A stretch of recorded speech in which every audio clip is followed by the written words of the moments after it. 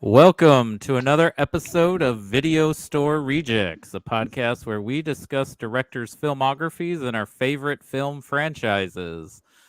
We are doing currently the whimsical world of Wes Anderson and the fantastical world of Guillermo Del Toro. Today, I guess we're discussing both filmographies and franchises because we're discussing Blade 2 today for the fantastical world of Guillermo del Toro. I am your host, Cody House. With me is my co host, Chris Jacobs, who is our content and social media manager. Yarp. And Lindsay's not here at the moment, correct? Correct. She'll be here lately. I hope somebody got that Yarp reference, please. Hot If fuzz, anybody yes. gets it, please comment. And we have back with us on the official podcast, the very first guest for Chris's late night live chats. We've got Kevin Pauley here. Kevin, thank you for coming on the show. Yay. Thank you for having me. I'm super stoked to be talking about one of the coolest movies ever. I'm going to go ahead and just preface that so you know where I stand going into it. I think this movie is insanely cool. The director is insanely cool, and I'm excited to be here to talk with you guys about it. Well, this yeah, movie. it was I an have interesting. a personal. Oh, I'm sorry. It was an Go ahead. interesting film. You said this or Pacific Rim, and somebody else was like, "I really want to do Pacific Rim." So I was like, "I hope Kevin's okay talking Blade 2 because he said Blade 2 was one of the ones he wanted to talk about." So first off, I guess you are a fan of Guillermo del Toro, correct? A fan, okay. A fan of his films? Can you hear us? Are you asking me or Chris? I'm sorry, I couldn't hear you. I was asking you, sorry. Go ahead, That's okay. Kevin. I am a huge Del Toro fan. Yeah, I know. I'm just saying I'm a huge Del Toro fan. I think he is one of the few directors that really earns the title visionary. And he is a director who always has a vision, and you always see it on screen. No matter how big his budget is, he is still able to accomplish that. And few directors can really do that. He is, to me, a top tier director who still to this day, even after winning the Academy Award, still to me is not as respected as he should be. I agree. And I'm curious, did you know who he was before this movie came out, or was this kind of the movie? Because this was the movie where I first remember hearing his name. I remember reading in like Wizard and Cinescape magazines. I guess I'm aging myself because I used to get movie news from magazines instead of the internet. But I remember them saying, "Oh yeah, Guillermo del Toro." I'm like, "Who's Guillermo del Toro?" And they kept mentioning he did this really cool ghost story movie called The Devil's Backbone. But and I had seen Mimic when it came out, but I had no idea who the director was. So this was the first film for me where I knew his name. Mm-hmm.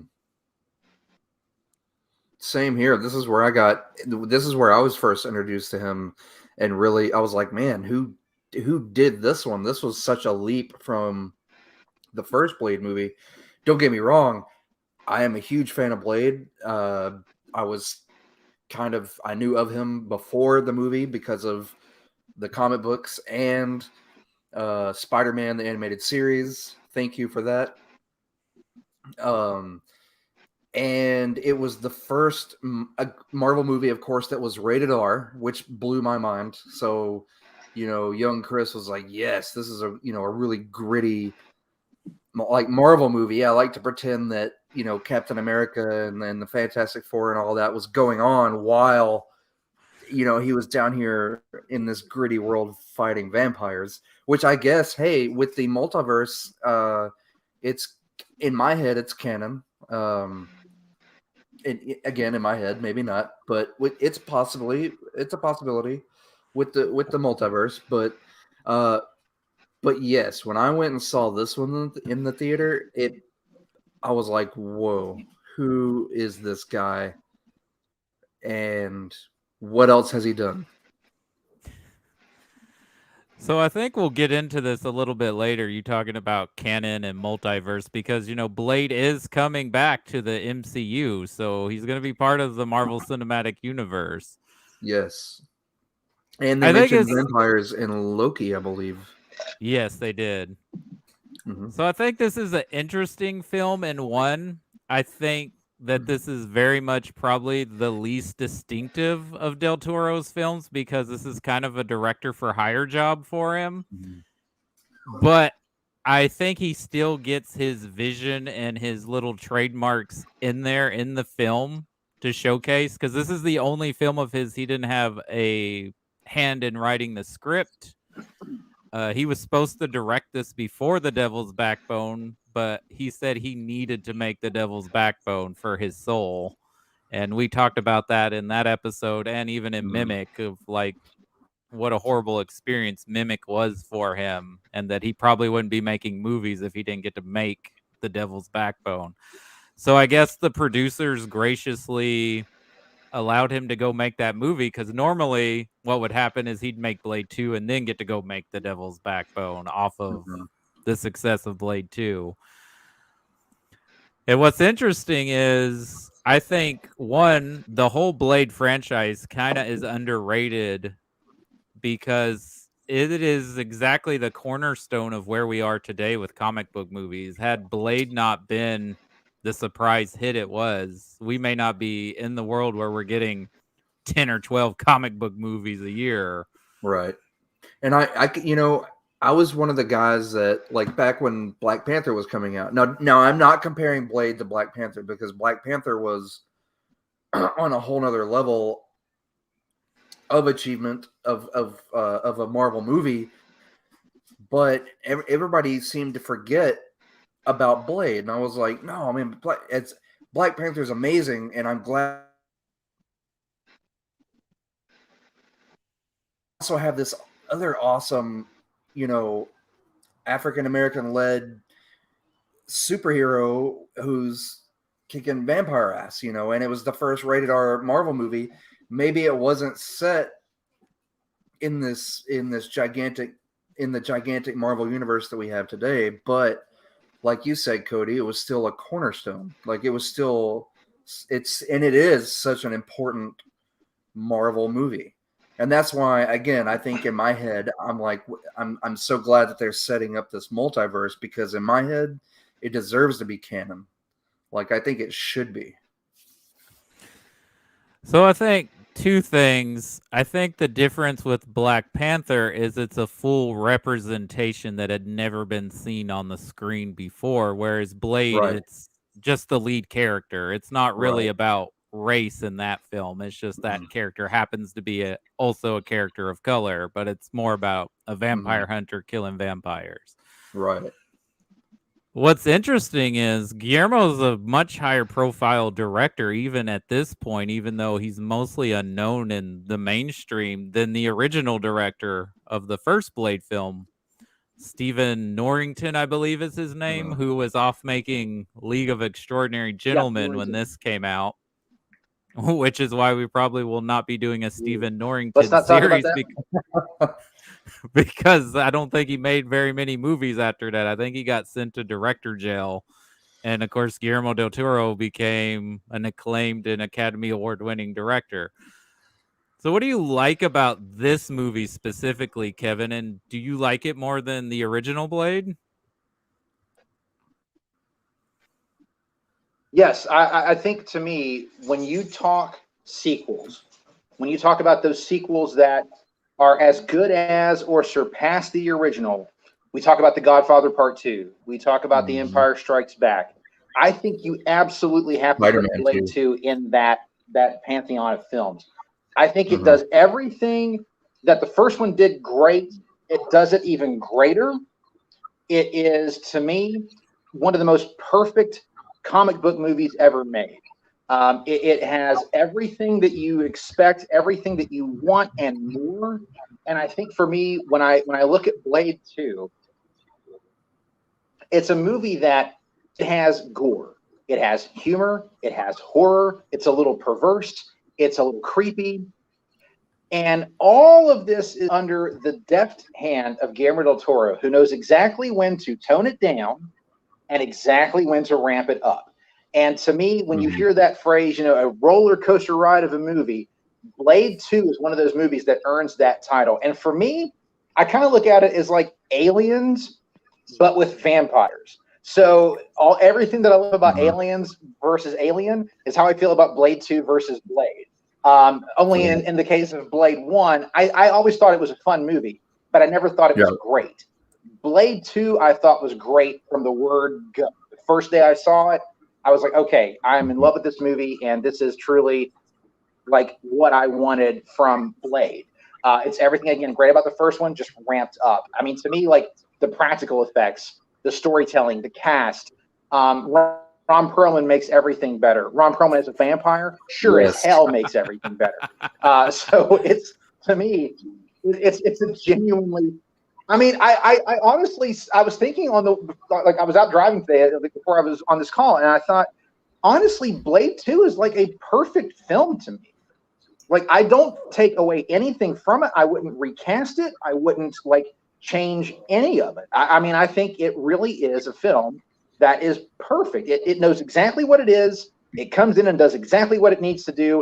It takes you on this ride. It lets you off, and then it goes home. And it's just, to me, on that level, it's perfect. Well, I think you hit an interesting mark, because I remember when I first saw this in theaters and then watching it again yesterday, I was like, they are very much taking that Aliens approach to the sequel. Like, the plot is even sort of similar to Aliens in a way, as like it's a ragtag team going to fight these monsters. I mean, Guillermo says it's like the Dirty Dozen, which you've got also kind of. You've got to go into the nest, yeah. And let's give him props for, like, he committed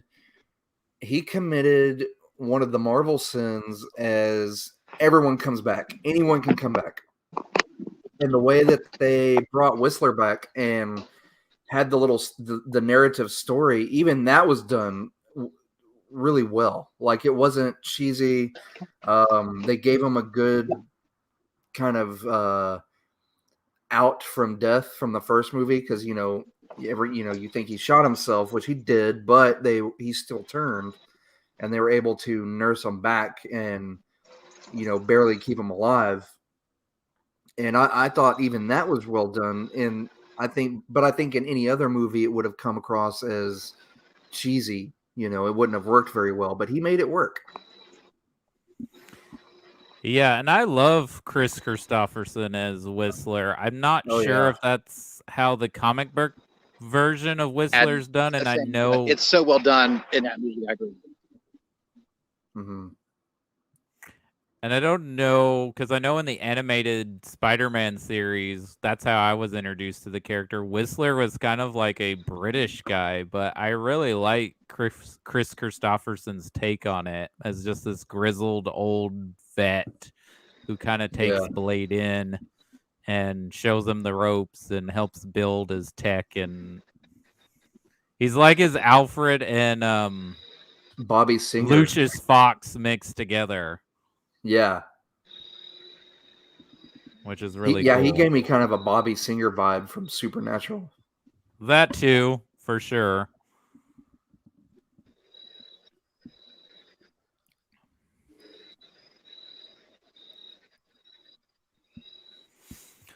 But I think what's funny is that we get like a brief overview of what happened in the first movie and a retelling of the origin briefly with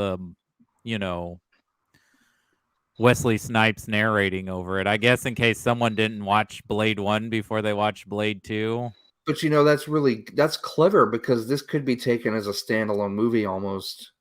So you wouldn't have really had to have watched the first one, which I mean I did. I like watching them that way, but to the average Joe coming in, this is their first Blade movie. It's a clever way of catching the audience up and letting them know what's going on. Yeah. I thought that was well done. Like, again, that feeds into the whole bringing Whistler back. Like, but you know who else did that? Sam Raimi with Spider-Man 2. Yeah. Remember he kind of had the little recap comic book style in there. So yeah, I mean it's effective. Like you could do that. People coming in for Spider-Man 2, maybe they for some reason, I don't know who, I'm sure everyone on the planet had seen it by then, but if you hadn't seen the first Spider-Man at the time and you went in for Spider-Man 2, it was a nice little recap. You wouldn't have had to have seen it really, and the average Joe could watch it and be satisfied. I don't know if either one of you caught this Easter egg, but you mentioning Sam Raimi reminds me of this. Apparently, there is a portrait or a glass stained image of Doctor Strange in the movie because Guillermo Del Toro is a big Doctor Strange fan, and apparently for years he was attached to do a Doctor Strange film with Neil Gaiman as the writer. Oh And of wow. course now Sam Raimi's directing the Doctor Strange sequel. Yeah.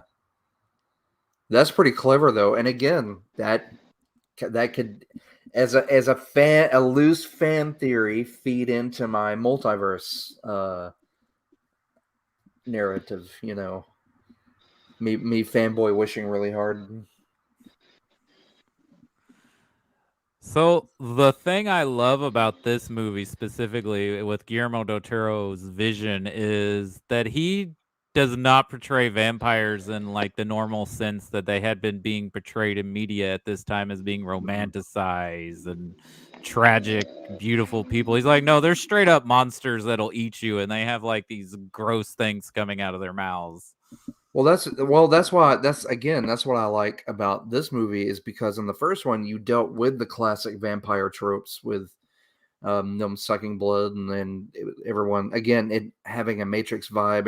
Everybody listened to techno back then apparently, and Late but 90s, early 2000s. yeah, but in this one again, Del Toro put that signature monster spin on it. It's very Lovecraftian, where they're not your regular vampires. These things open up from the jaws and have tentacles and everything else. So he stepped it up to where even the vampires had a boogeyman that they were scared of.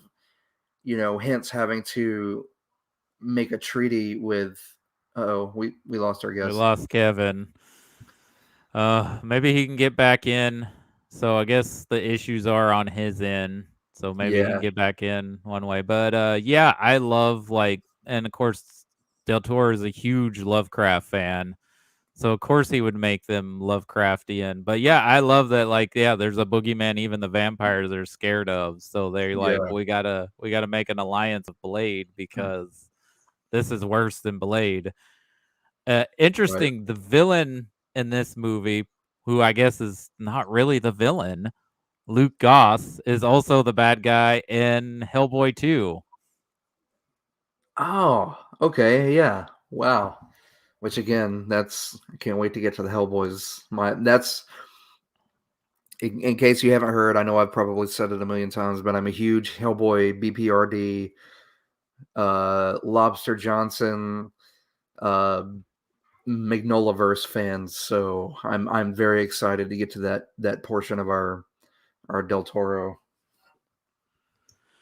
Did you happen to catch that Norman Reedus is wearing like a BRPD or some sort of shirt? I did yes, BPRD. I caught that and I loved it. I thought it was great. Welcome back, Kevin. Sorry about that. Internet issues as always. No, it's okay. We totally get It's it. okay. We were just talking about how we love that Del Toro makes the vampires more monsters and that he creates a boogeyman for the vampires to be scared of and how Lovecraftian they are. Well, what And I love about it is when I read The Strain, which he wrote with Chuck Hogan, and of course the TV series was based off of that. The vampires in The Strain are basically the Reapers from Blade 2. And I thought it was so funny that he was able to take that concept of what the Reapers are and use it in a completely different medium and give us, these new villains in The Strain, which were basically what he had done in Blade 2. And I think it's hilarious that he was able to double dip there, basically. Right. well, I heard he had already started developing the novels for the strain before he worked on Blade 2. So that might be part of where he got the influence, was he was already had the germ of the idea. And I wonder how much of an influence on the look of these Reapers is Nosferatu influence, because all the Reapers are bald and pale and have that not really elf but demon like. Yeah, I know what you're talking about. which I do love when they make vampires more monster than beautiful Pretty tragic sparkly. heroes. Yeah. And I think another thing that how this movie ages better is the villains. The movie's not as dated. I mean, the first Blade was such a big impact on me. I thought it was so cool seeing it. Oh yeah. But I mean, Deacon Frost is such a 90s look and villain. I mean, that is so 90s. His frosted tips and the techno music. We just watched Blast from the Past, and they were all dressing like that in that movie as well. Like, it was just weird, like retro 60s but modern pop look. You'll know, you'd recognize it, just like you described Deacon Frost. I mean, that was that look, the popped collars, but I don't know, you'd recognize it. So I appreciate Del Toro, like, just no, we're gonna make a straight up monster movie that's also part comic book, that's part anime, that's part martial arts, kung fu, which I didn't remember Donnie Yen is in this movie, and apparently he was the fight choreographer for it too. Snowman. Yeah. Yeah, I love the Blood Pack as well. I think they're fantastic. I love that they look like they're straight out of an anime, and they they're basically put together to hunt down Blade. I mean, I will watch that film over and over again just for the first scene when they all first meet. Ooh, so exciting! It's just great, like that. Yeah, that whole scene is so money. Reinhardt, do you blush? I mean, like, that's both racist and like alive, like, versus deadest. Like, it's so funny on so many levels. Like the machismo, the pardon my French, but the dick measuring that's going on in that scene is so funny to me. Yeah. And it's only Del Toro would have thought to like make this scene, and to be like, that's where I think the first Blade is a weaker film compared to Blade 2. Is Deacon Frost to me is never like a strong enough villain. I look at him and I'm like, he looks like a joke. Like, with all due respect, like, you look at him and you look at Wesley Snipes, who's ripped and has like martial arts backgrounds, and you're like, how on earth would he ever think he could beat Blade? That's the origin movie. That's the classic origin movie. The origin movie is usually going to be kind of like, maybe Thor's not a good example, but yeah, like Thor and Spider-Man and the Blade, and you look at their sequels and they're usually so much better because they get all of the setup out of the way. They can focus directly on villain storytelling and more story, instead of having to go through the hero's rise and where the villain is kind of secondary. So you get that out of the way and you can focus directly on the bad guys and the monsters and stuff like that. So that's what he got to do with this one, is you didn't have to focus about who is Blade. You didn't have to focus on the exactly, his origin. So I also said that while I love the Reapers as monsters, I really think Nomak is a really great tragic character. He's created in a test tube basically, and by birthright he should be running the vampires, and so like the brother sister thing with him and Nisa and stuff like that's just really well done. And Luke Goss doesn't really get enough credit for the work he does in that movie. I think he really brings, for lack of a better word, a humanity to Nomak. He's not just a one-note mustache twirling villain. He's very tragic, and there's a reason why he feels the way that he feels, and he can't control who he is. And I think that's a theme that's really interesting in Blade 2, and the fact that Blade actually has an arc as a character. You know, it's the idea of being comfortable with who you are or what you are. You know, the discussion he has with Nissa about how she's like, you know, I never chose to be this way. I was born a vampire. I've never known anything but the difference between us is I've made peace with who I am. And I think that's a really important line for Blade's evolution in that film, of him accepting the fact that he is part vampire.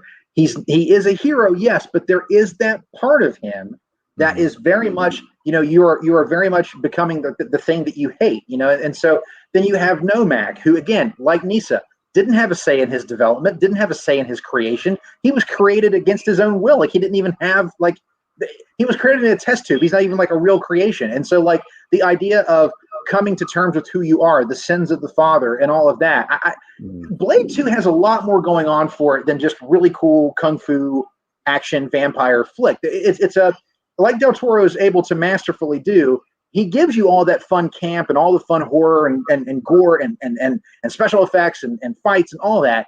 But he also has that humanity, and he did it so well with the Hellboy films, and of course with like with The Shape of Water. It's that humanity that you can more than just one note creatures. The Reapers themselves, not so much, but Nomak and the other vampires, absolutely. And it's that classic trope of, because I don't even think Nomak's the true villain of the movie, but it's that classic trope of the villain and the hero are somewhat the same. Like he says that several times, like, why are you fighting against me? We want the same thing. Like we have the same enemy. And the relationship that they try to build here between Blade and Nissa is much stronger than the surrogate love interest that's sort of in the first one, but I guess her character's in there as like the audience surrogate. Like she's kind of in the first film, she's kind of the audience's way into the world. So I think that's a stronger in this film than it was in the first film, which I guess in the first film she wasn't really a love interest, but is kind of there. But this one's a little bit stronger. Like there's just stronger relationships in the film. And of course I love that scene where he meets their father and that guy's there and he's like, "You're human." He's like, "I'm a lawyer, so not really." Or whatever. Yeah. That's pretty good.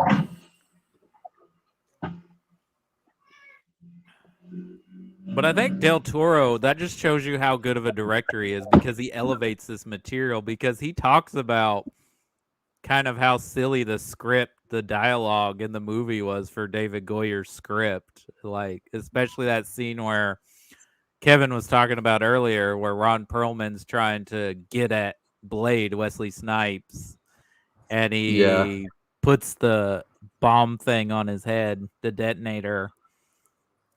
He talks about how silly that dialogue is. Oh, it's definitely, it's definitely silly. Like, I don't know, it had that machismo 90s, like, I don't know. So even though Del Toro didn't write this script, I think his direction elevates it, like from what was on the page, because I have nothing against David Goyer as a writer, but he is not that great of a writer.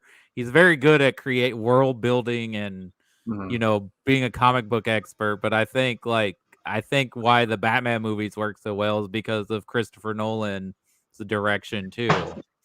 Yeah. I think they elevate what Goyer puts on the page. Right. But I mean, who better to be a perfect like scumbug than Ron Perlman? Like Ron Perlman, and he looks pretty badass bald. Like even though he's not a bald guy. Yeah. The only thing that kept distracting me was that thin chin strap facial hair that he had. Like, I don't know, that was off-putting. Yeah.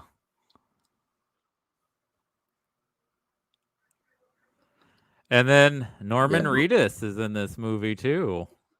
Yeah, he looks just as unwashed as he does today. I mean, Hasn't changed. Yeah. Scruffy looking nerf herder.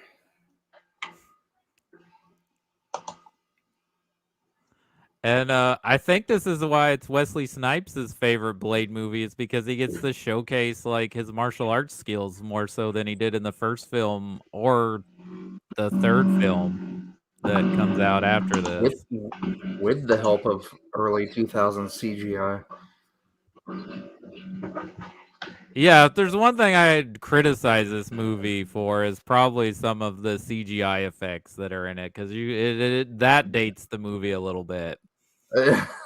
Yeah, I was like, man, it looks like the CGI they used in like the first Harry Potter movie, where it's just like really cartoonish. I mean, it's still great. It's still great for the time, and it still works because as a charm, I guess. But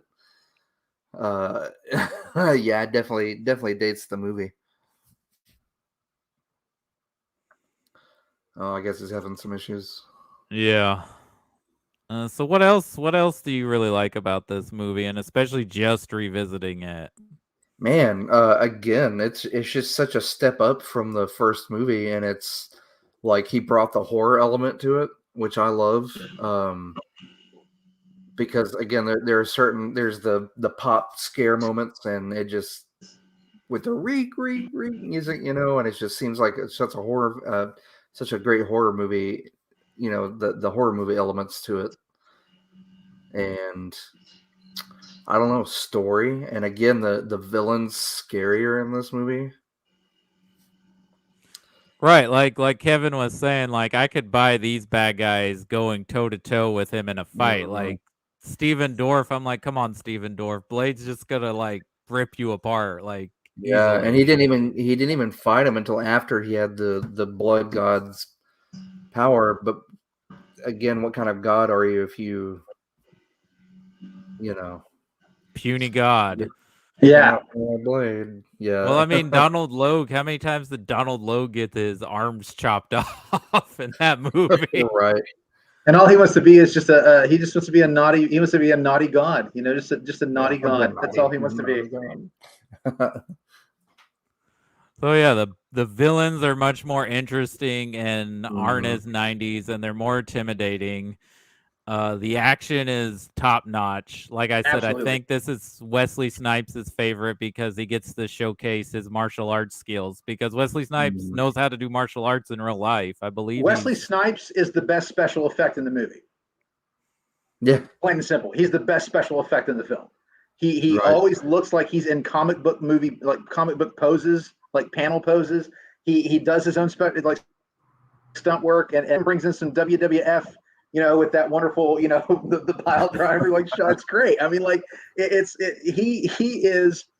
This is where I'm excited to see what Mahershala Ali will do with the character. But god damn, does he have some big boots to fill? Because I don't know that he's like a multi-degree black belt like Wesley Snipes really is. And Mhm. so that's going to be tough because, man, you're so used to now seeing Blade move that fast and it's so dynamic and so intense. And if you don't have that, it's going to be really kind of weird. I mean, it's going to be a different take, I guess. But man, I don't envy him because to me, Wesley Snipes in Blade 2 is one of the like definitive comic book movie roles to me. Like he's epic. Well, there was rumors of Wesley Snipes coming in as the whistler of the new Okay. movie, but I don't I know. would That was buy just that. speculation. Yeah, I think he should. I think that would be a great homage. It'd be a And nice, passing of the torch. I yeah, can't lie. But man, I will say, like Blade 2, Chris Christopherson is like so money as Whistler that like that was one of the things when I went into the theater. I remember thinking, I'm really gonna miss him. Like he's so good. And then like in the opening, they show, and I'm like, yeah, he's so great. And then it's like he might still be alive, and I'm like, bring him back. This is awesome. I'm so excited. yeah, And and it's nothing against Scud, Norman Reedus in one of the first roles, actually the first role I ever saw him in. Nothing against Scud, he's fine, but Whistler is just like, I mean, he's the microchip to Blade's Punisher, and so like they did such a good job of creating that role, and he's also that father figure that Blade didn't have, and so like there's such a great dynamic with the two of them, and then at the end, of course, when they're in the territory and he throws his sunglasses to him. I'm just like, yeah, man, Whistler's awesome. Like, I really don't want to see like him not having Whistler. So if they do bring Wesley Snipes in to be that role, that would be a really cool passing of the torch. Mhm. But it's just going to be like the whole time I'm just going to be thinking, but shit, man, he can still be Blade because he still looks good. Like he's still in shape. Like he'd still do it. Yeah, he could still play Blade. So I agree Mahershala Ali's got his boots filled to pull off the action. But I mean, think what he's a great actor though. So I mean, he'll be awesome in the role. Like Marvel, that's one thing I'll say. They have never screwed up in their casting yet. They've done a great job in everything. But man, just his Blade will be very different from Wesley Snipes, I guess is what it'll really come down to. For sure, but I think he has the gravitas. Oh I yes. think Yes. he's got a killer voice, so he's gonna sound like a vampire. Truly, I was stoked when they announced him as Blade because I thought if there's anybody to take over the mantle right now, he's perfect. Like he's just perfect. He's so great on Cage. Like he was so great on that show as his name. Yeah, thank you. He's so good on that it's just like he's a great performer. He'll be awesome as Blade. Like he will be amazing. But it's just like when you go back and watch Blade 2, you're just like, this is like the perfect thing. Like I just can't imagine anything being better. And those eyes, he's got eyes that look like he's immortal. Like so I mean True. from the acting and screen presence, he's got it down. But Oh yeah, I'm not worried about that in the least. And he's in great shape. I mean, he'll be fantastic, but it's just to me like there's just that swagger that Wesley Snipes always has. Like he knows he's the coolest guy in the room. He knows he's the smartest guy in the room. And he knows like as soon as he's walked into a room, he's figured out 15 different ways he's walking out. Like it's just you just see that. Even with him wearing sunglasses, you just see it. Like it's there. And that's not easy that's not something that you can like craft. I mean, that's just something that you have. And so that's where I'm interested to see where his difference will be. But for me, like when I go back and watch Blade 2, I mean, Wesley Snipes is so ridiculously good. He's so effortlessly good in that film. And he's so great with Whistler. He's so great with Norman Reedus, with Scud. He's so great with Nyssa. And he's, of course, money with Ron Perlman. Their relationship in that film is just like life. I mean, it's so great. Wesley found that perfect balance of weed and cocaine on set. So that's what gives him that cool Well, that confidence you mentioned, I love in that whole rat-a-tat-tat, not just in that scene, but the whole movie with him and Ron Perlman. Like Ron Perlman's constantly trying to one-up him, and Blade like never loses his cool and like always has the upper hand the whole time.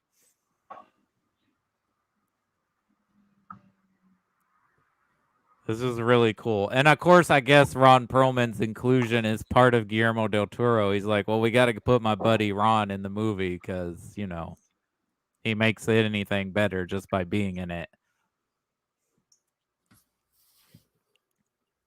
Yeah, I mean they clicked really well. That was probably another favorite part of that movie was the way they bounced off each other.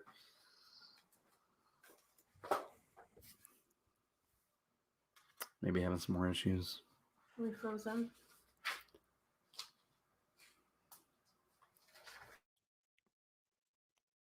Yeah. Lindsay, are you here? Hey, Lindsay. Hi, I'm here. Awesome. What do you think of Blade 2? It was definitely a lot more. I'm trying to find the right combination of words. It doesn't sound like I don't appreciate it, but the gore imagery in this one is very intense and definitely feels like Guillermo Del Toro's style of gore. And that was not present in the first one, which I had to rewatch so that I could remember enough to rewatch Blade 2. Sorry, I'm trying to pull all of my notes together here because I take like 4 pages while I'm watching it, and then I have to figure out why I wrote that down. Yeah, it's always interesting and troublesome when you have so many different directors come in for a franchise instead of it being kind of the same person again and again. But I think it makes things interesting too because you get a different take on it.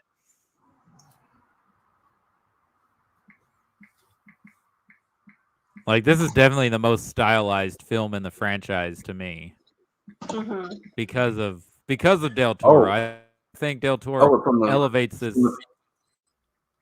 Sorry.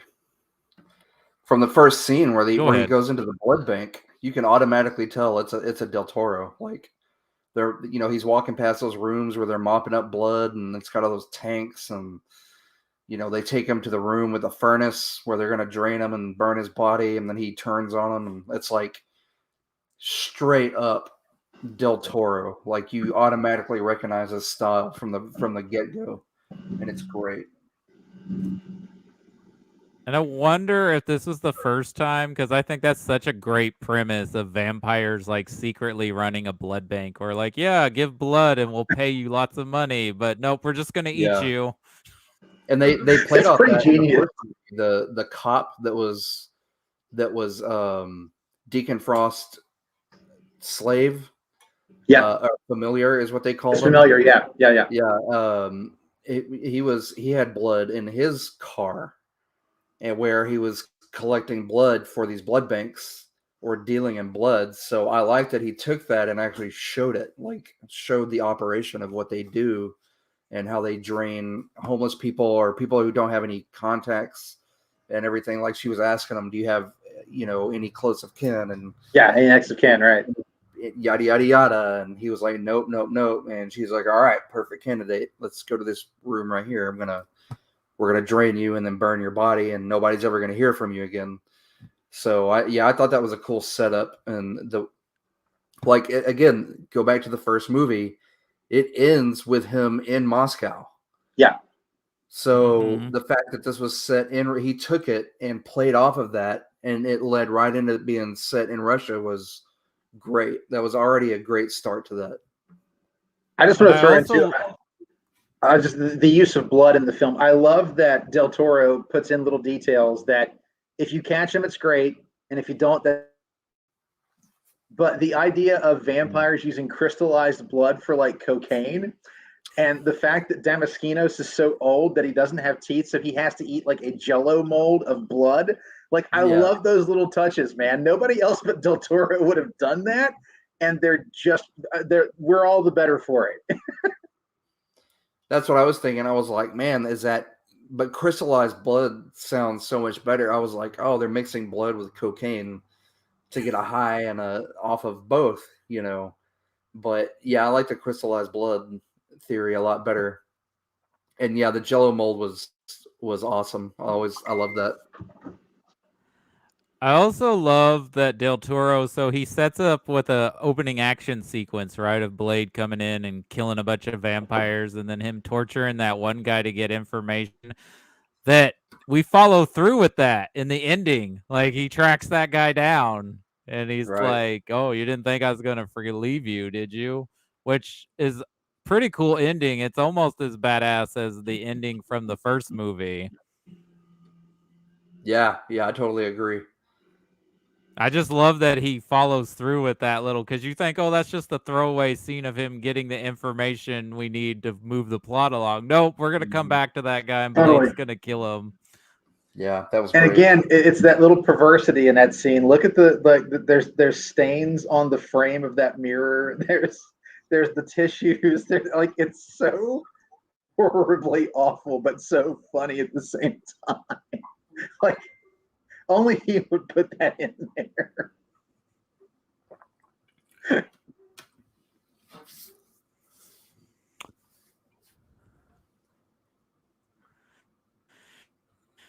Yeah, this is just a fun movie, and I think I don't know why the Blade movies. The third movie we all know why that kind of wasn't received well, unless you guys have a soft spot for Blade Trinity. But for some reason, these first two Blade movies were not very widely accepted from the critic community when they came out.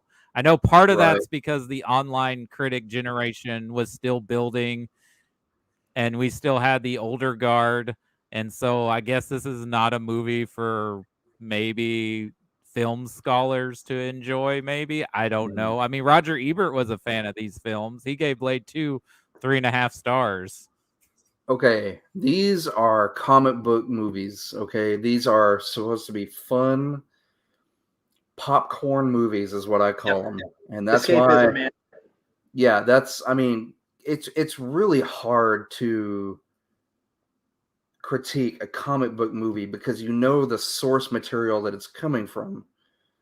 Yeah, I mean, you're talking about a magic glove that can snap half of existence away. That's come on. This isn't. We're not talking about Saving Private Ryan here, or Schindler's List, or some other Rosebud. This is a comic book movie. It is a fun movie. It's not as good as some of the others. It's better than some of the others that have come out in the past. So, it's just the way you take it. I think if you're a fan of the source material and you understand where it's coming from, you can make it an enjoyable movie. Or you can criticize it. I mean, you can criticize it too. I mean, there's some issues with it, but it's I don't know. It's kind of hard to pick apart. Like Blade Trinity gets a lot of crap. Is it as good as the other two? No way. I mean, does it have its problems? Yeah. Was it good story-wise? No. But it's a cheese fest, and if you enjoy shit movies, then there's a place for it. I mean, you can always watch it and kind of poke fun at it and try to spot the times where he's coked out of his mind, but yeah, out of the three, this one hands down is the best one. Yeah, I don't even think it's up for debate. I mean, if anybody tells me that they like Blade 1 better, I just kind of question it. Like, how? Why? Like, what is better in Blade 1 that's not in Blade 2? Because you can't really, other than just, it was the first one. Okay, I'll give you that. But even still, Blade 2 is a better film. Like, it's better on every level, on every single level. Go back and watch Blade 1, okay? And look at the Blood God special effects. Yeah, that right there alone is enough for me to say you can never seriously tell me Blade 1 is better than Blade 2. Not that Blade 2 doesn't have some wonky little special effects moments, but what I love about the special effects whoever did that in the special effects for Spawn, I guarantee you. Yeah, I would guarantee it. Yeah. So with Blade 2, they used it for like enhancing the fight with like Blade and Nisa, and the fight with Blade and Nomak, enhancing the like superhuman abilities to jump high and things like that. So it doesn't really bother me in Blade 2. It never took me out of it. I was like, oh yeah, that's CG, but it never was like, oh, I can't watch this film anymore. That's just terrible CG. Well, remember they did the same with Daredevil with the first Daredevil movie. There was a lot of CG in that. And absolutely, Daredevil, Daredevil had a decent reception, I guess. I mean, but again with Daredevil, it was okay. It was a little less than this, but I think it did better financially. But I think it did better financially. But Blade 2 did do pretty well, from what I remember. Yeah, Blade 2 made more than its money back. And I'm pretty sure that's the reason Guillermo gets to make Hellboy, is because of how successful this movie was. Yeah, absolutely. And we could talk all day about Hellboy, and especially Hellboy 2. I think Hellboy 2 is like up there on magnum opus level for Del Toro. It's truly, man, it's such a shame we never got his third film, because everything that Hellboy 2 sets up is like catastrophic. It's end of times coming stuff, and my God. But on the Blade 2 side, I mean, to me, like, it almost feels like to me like Blade 2 had to walk so that the modern MCU could run. It really showed that you could do a comic book movie, that you could take it seriously but still have fun with it, that you could make it more catered to adults, but if teens or kids were to happen to see it too, they would probably be just as enthralled with it, even as an adult audience. And if you can make an adult audience buy into it and enjoy it, then you've done your job at that point. Getting back to why maybe people enjoy the first one more, I would say it's probably mostly nostalgia of when they saw the first one, for the most part, maybe. But But that's all that it is, because you can't Yep. look at it from a filmmaking standpoint and say it's a better film. You cannot. Nothing against Stephen Norrington, but no, it's just not a better film in any way. Yeah. As great as even Wesley Snipes is in the first film, he surpassed himself, even not only from a stunt side, but even from a performance side. He surpasses himself. And I don't want it to sound like I hate Blade. I love the first Blade. I really do. It's a very fun movie, and it's on my Halloween, watch list. Absolutely. But every time I watch it, I just keep thinking, I really wish I was watching Blade 2. I need to watch Blade 2 after this because it's so much better. So I think you're right. Both the first and the second movie are integral to where we are now in comic book movies. And I mean, after the success of Blade, and I think part of why Blade got to do an R rating and go all out is people didn't know it was a comic book, except for like comic book nerds. Like they didn't know it was a comic book movie. People are like, oh, it's a Wesley Snipes movie and he kills vampires. Okay, cool. Yeah. But I mean, this makes X-Men. X-Men has come Yeah. out, was popular.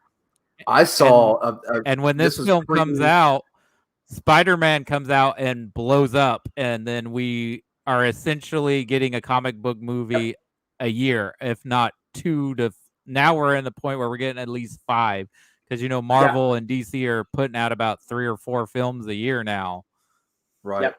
I remember seeing Blade news for the first movie in my Wizard magazine, an old copy of Wizard magazine, and I was like, oh my god, and it was like rated R. Of course, my mom did not take me to see it in theaters. I had to wait for it to come out on video, but I eventually got to rent it, and I was blown away. I loved it, and I bought it on DVD. It was been a part of my collection for since the beginning. Blade 2 was actually, to me, it was a standard setter for DTS surround sound. I would always use it to show off my surround sound system because Blade 2 is mixed superbly, and it's aggressive, it's meaty, it's vicious. It's viscous and vicious. It's really a neat surround soundtrack. That's what Lindsay was talking about. The noises and the sounds are really prominent. With the monster, the goo and the crunches. And the screams and the slurps and slops and stuff like that. So it's very prominent monster movie gross out noises that he gets across. The gore and the sound effects really combine beautifully. I think the Reapers are so beautifully realized as a mixture of practical effect, makeup, and CGI, and boy, they really, even still looking back at it now, they hold up really well. That autopsy scene, because it's all practical, it still looks amazing, and it's still stomach churning and fantastic. A great practical effect is where, and I can't remember his name, the dude with the hammer, and he swings it and he knocks the head over Kronos like that. Looking dude. The Kronos looking, and then the head just kind of like pops back up like that, and you hear it cracking, and he just and then he like does the alien mouth thing, and it was really awesome. Yeah, the attack on Lighthammer is like vicious because it's where you really first see what they can do. But what I love about that scene is a detail that Del Toro has them put in. When that thing is wrapped around him and clawing into him, the fact that its shoulder blades rip because it's so crazily trying to eat him that it's damaging itself to eat, which really goes into that whole thing of how they're like crack fiends for blood. And I'm like, that's again a detail that didn't have to be there, but Del Toro makes sure you really understand how vicious and how like crazed these things are. And it's those little details again that just really make this film stand out. The devil's in the details, and Del Toro really gets that. He's gotten it all along. I mean, go back and look at any of his films. The details and the compositions of every shot, man, he gets it. And to me, Blade 2 is just, if you're a gore hound, man, you're gonna love that film. If you're an action fan, man, you're gonna love that film. If you like kung fu, man, you're gonna love that film. Like, if you like seeing vampires get destroyed like I do, you're gonna love that film. Like, it's just like, it really amps up everything that you could want in that movie. And Del Toro is just, again, he's the perfect, driver of that bus. And he steers us deftly through the curves and the twists and gets us exactly where he wants us to be. It's just a fun movie, and it's a cool movie. I mean, yeah. The soundtrack. Can we talk about the soundtrack really quick too? Because, like, dude, that shot where they're walking into the club is one of the most awesome, like, slow-mo walking shots in the history of cinema. I said it. Fight me, bro. That sequence is amazing. And that soundtrack, man, like, holy shit. That's such a killer scene. That was a great shot. That was a good shot. That because we're watching a lot of Wes Anderson right now. So when I watched that shot, I almost had a David Bowie song or something in my head. Like, that's almost a Wes Anderson shot. Yeah. So did you guys know that because of how bright the UV lights they use, like for the bombs and stuff to kill the Reapers, apparently 30 members of the crew were temporarily blind while filming that stuff. Wow. That doesn't shock me, but, like, man, that's crazy. And I will say, like, that whole sequence where they go into the nest is such a well done sequence, man. I mean, it's tense, it's scary, like it's had Hellboy vibes written all over it too. Oh, absolutely. Oh god. Yeah. That scene though where he's in the water and you see them underneath the water with him and he sets off that detonator and he's just waiting for him. And they all jump up as that thing goes off and he just slices them all. Yeah. Like, that is such a money shot, man. Like, that is truly, to me, one of the coolest scenes, like, ever. I mean, that scene is amazing. Yeah, it was awesome. Like, I watch that film like I'm 5 years old every time I watch it. Like, it captures my imagination. It knows, it's like, I always joke, like, that movie, Del Toro has his thumb on the happy button in my brain. And he just presses it down for the 2 hours that film runs. It just gives me exactly what I want. And it's just, I'm all the better for it. I mean, to me, I guess for me, like, I mean, honestly, like Blade 2 is up there. Like, when you talk sequels, Aliens, Terminator 2, Godfather Part 2, Empire Strikes Back, Blade 2 is always up there for me. Like, it is just like, I will instantly throw that up there. Much like with the original X-Men trilogy, I think X-Men 2, X-Men United, outstanding film. Like, I genuinely think that's a great movie. And so, like, it's up there. Those are both up there in that sequel territory. I enjoy X-Men 2. Yeah, I love X-Men 2. What they did for Nightcrawler alone, I was like, okay, I'm in. I'm all in. I got to hear a BAMF for the first time, and I'm like, yep, that's how it should sound. That opening Nightcrawler shot is one of my favorite. That Nightcrawler shot is, to me, that equals the train fight scene in Spider-Man 2. That right there, that scene and the train fight are like head and head with me as far as like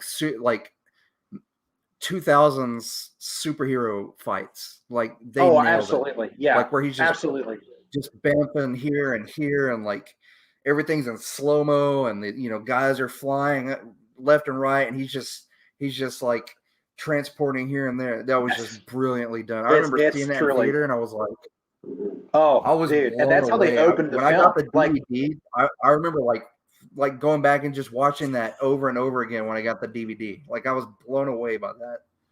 The first time I heard the BAMF, I was like, oh my, like, okay, yeah, no, this is, I'm in. So, like, for me, like, that's up there with, like, yeah, it's that sequence is up there for me. Like you said, the Spider-Man 2 train fight scene. And for me, the nest sequence in Blade 2. I mean, like, that sequence to me, the armor that the guys are all wearing and shit, like, and how it almost has no effect because those Reapers are just still coming so hard and it's so scary. And you've got bombs that aren't going off like they're supposed to. And it's just like, you got people turning on each other. Like, it's just, there's so much in that, like, 15-minute sequence that it's just like, for the whole time, man. Like, from the minute they opened up the gates to go down there, the whole time, you're like, this is not going to end well. And it doesn't. It really doesn't. But man, I mean, like, it sucks you in, man. It's that set piece that is just, so phenomenal. Going back to the soundtrack, I will say too, like, where I used Blade 2 for showing off my surround sound, just the opening credits. Where you hear, like, like him giving you the recap of everything from the first movie, that bass heavy soundtrack, that synth soundtrack, man. And surround sound, like, it immediately puts me in, like, the mindset to watch that film. Did the RZA have anything to do with this soundtrack, or was it just the third one? Because No, I he know did. He did. The RZA did. Yes, he did. Okay, yes, okay, he did. because I know he was heavily involved in the third one. I used to have the third soundtrack, which was pretty nice. It was actually that better than the soundtrack movie. is boss. So, Yeah, that soundtrack yeah, is boss. the soundtrack was actually better than the movie itself. Yes, so, it is. No, it really is. There's no question about that. It's got the RZA songs on there. He's involved heavily in it, and that's what I thought was he was involved with this one too. Yeah, that's I'm fairly certain because I think Del Toro is a big fan, if I remember correctly. So yeah. But to me, you get any involvement from the Wu-Tang, and it's gonna and if you think about it, you're doing a kung fu vampire film. You better have the Wu-Tang involved. How do you not? Like that's just like how it is. Yeah, and I guess that's for me. Like when I look at Blade 2, like I mean, you can classify that film into so many categories. It's almost like blaxploitation meets 70s Shaw Brothers kung fu meets like modern horror films. With a little bit of Matrix, because you get a little bit of that bullet time kind of slow-mo stuff when he jumps out and fires that gun and stuff. Right. Like it is this perfect amalgamation of, and then of course, and the comic book concepts and the 70s Marvel horror comics. Like it's this perfect amalgamation of all of those things. And when you kind of start throwing them out there, you're like, that really kind of maybe shouldn't work, or in the hands of a lesser director, it wouldn't work. And yet that film delivers in every way, shape, and form to me. Yeah, like I said, to me, it's a damn near perfect movie in what it is. And I'm not saying it's perfect on the level of like, Citizen Kane or like something like that. No, but it's perfect in what it sets out to do. And I think that's what Roger Ebert even said, because he also gave 3 out of 4 stars to The Devil's Rejects. And most people were like, Roger Ebert liked a Rob Zombie, like Grindhouse film. And his whole point is the film knows exactly what it is and who it's made for. And I think Blade 2, you can totally say that about it. Del Toro knows exactly who he made it for, and that film knows exactly what it wants to do, and it knows what you want it to do, and it delivers in every way. Right. Yeah, I think Del Toro, all those elements you mentioned, Kevin, I think it's Del Toro just saying, what toys do I want to pull out of my sandbox and play with? And he does it perfectly. And I got to say one more thing that we haven't mentioned that makes this movie cool. We have vampire ninjas. We have ninja vampires in this movie. Yeah. Dude. Well, you actually the diversity was great on the team. You had an Asian dude, you had an African American dude, you had an Irish redheaded dude, you got Ron Perlman, I guess he's the American of the group. You got the Russian people, the big Russian. Was he Russian? Yeah, big Russian Lighthammer and Verlaine. Yeah, the couple. Yeah. So you kind of had a diverse, and I noticed that with the henchmen in the first and the second movie too. There was a wide range. They're not all white dudes. You had a wide range of black dudes, Asian dudes, white dudes. I saw some Hispanic dudes in there. So they were just like a just wide range of henchmen in there. Well, I think Del Toro was like, you know what? The world's populated with all kinds of wonderful colors and shapes and sizes. So let's populate my world with all those wonderful shapes and sizes. You see a lot of movies, and like all the henchmen are white dudes with mullets or long hair. They're big beefy dudes with like tiny Uzis that just if it's a vampire film, they're all like Euro trash, like that. They're all like with the leather jackets and I'm going to get your blade. I'm going to help save the vampires. Like nobody wants that. Nobody wants that all the time. Like come on, man, it's so ridiculous. Exactly. So the diversity really is there, man. It's there. I think having Del Toro as a director is part of why that diversity is there, because he comes from a different culture and a different background, and he's like, the world, like you said, the world is filled with all kinds of different shapes, sizes, colors. Vampires aren't all going to be white people. They're not all going to be white Germans. In the words of Billy Corrigan, the world is a vampire. So that's right. The world is, and his world is full of it, man. I mean, I even love like how they even amp up the blood bank dance sequence from the first movie when they go into the big parlor where they're all having that big rave, and there's like the tattooing and stuff, and like the dude who's having like his back like ripped open and stitched and stuff. Like that shit's insane. And again, there's so many details in that sequence that again, if you notice them, it's great, and if you don't, that's fine. But Del Toro, man, like you cannot say he half-assed that film in any capacity. Like, in no way can you say that. And in every single frame of that film, he has populated it with something. I mean, it's almost a Stanley Kubrick level of obsession with the frame. I mean, like, every frame of that movie has something going on in it. And that's, again, you don't have, you can basically say Del Toro didn't have to go that hard, but he did. And we're all grateful for it. We're all better for it. Yeah, I think for a job essentially that he was just brought on because they liked Kronos or they liked The Devil's Backbone. Hired gun, basically, yeah. That he brought his A game when he could have just showed up. I think he knew. He didn't have much. I think he felt that comic book thing was coming. Like, and I think he felt that if I give this thing my all, and I go in and have fun with it and everything, but if I really give it my all, if I deliver, that this will probably allow me to do other things. And I really think he knew, like, going into it, that, yeah, okay, I could just do this pedestrian by the numbers thing, but I don't want to. I want to have fun with it. I want to make it big and ballsy and cool. And it's exactly what he did. So before we get to rankings, is there anything else about the film you'd like to bring up or talk about? And before we do rankings, I also want to ask you a question about Del Toro's 2 upcoming films. But before we do that, is there anything else about Blade 2 you want to bring up that maybe we haven't talked about?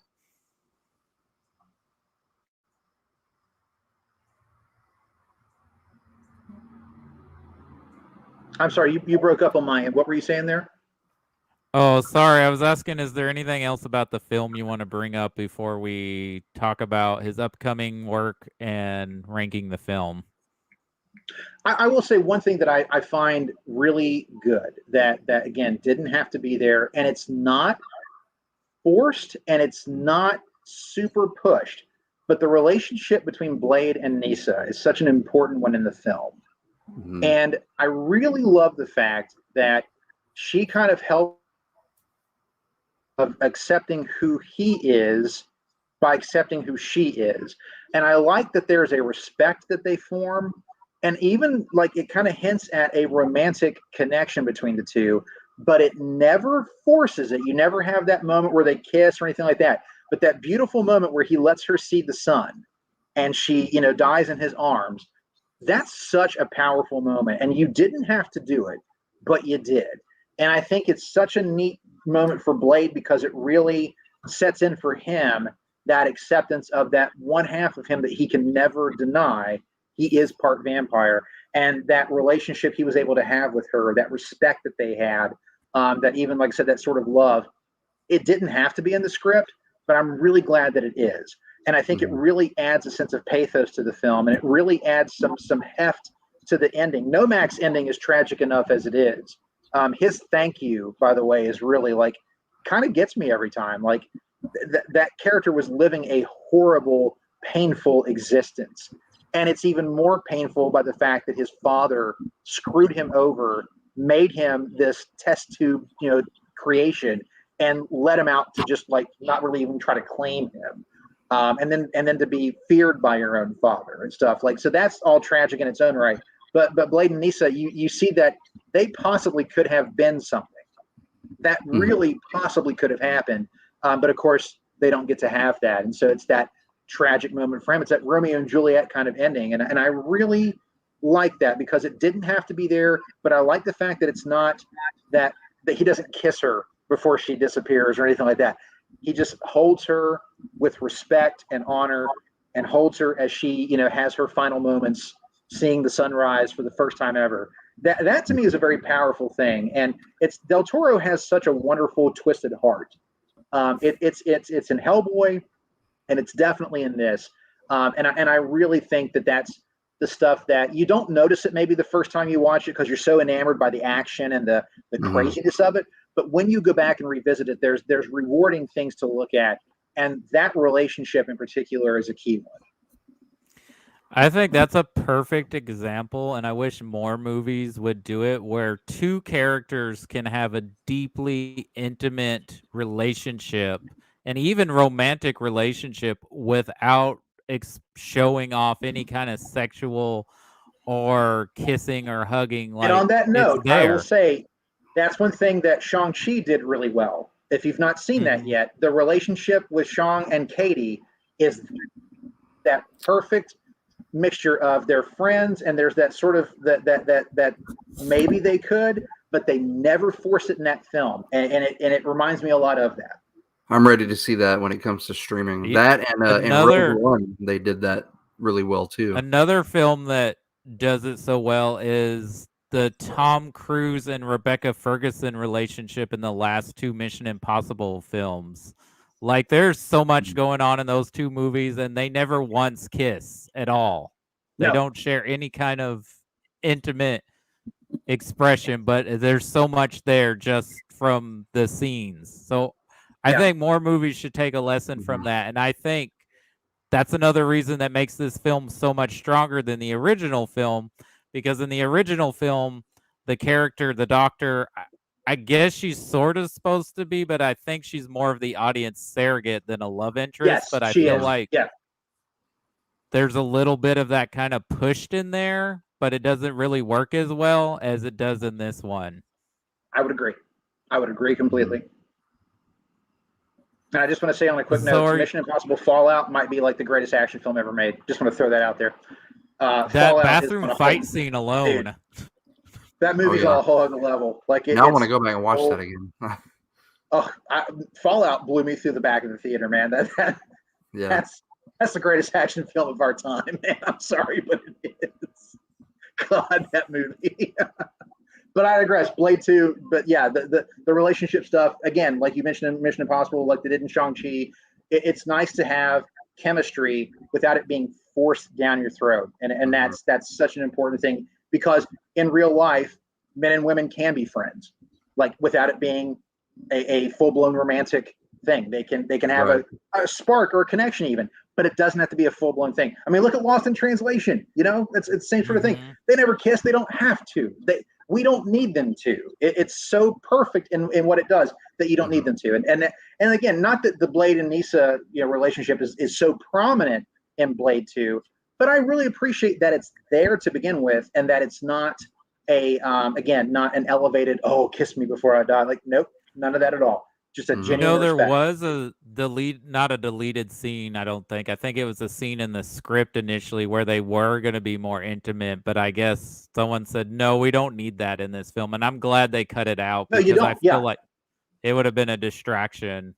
I agree completely. And it probably was in David Goyer's script, and it was probably a Del Toro saying, no, you don't need it. You don't need it.